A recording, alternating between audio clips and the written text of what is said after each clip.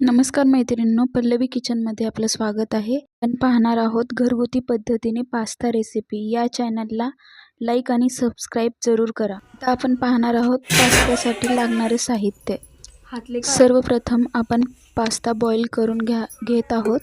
यानंतर त्यामध्ये थोडंसं तेल घालून आता आपला पास्ता तयार झालेला आहे. आपण चाळणीमध्ये काढून घेऊया. खूप छान बॉईल झालेला आहे. एका कढईमध्ये तेल गरम करून त्यामध्ये जिरे, मोहरी, कोथिंबीर, कांदा घालून परतावे. कांदा छान तळून घ्यावा.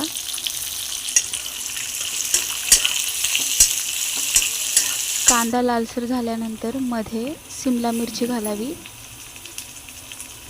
शिमला मिरची पण छान परतून घ्यावी.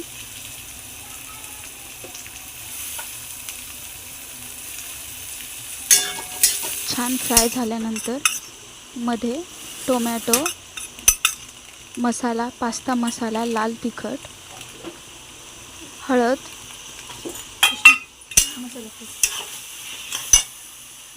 घालून छान फ्राय करून घ्यावे. छान फ्राय होत आहे. त्यानंतर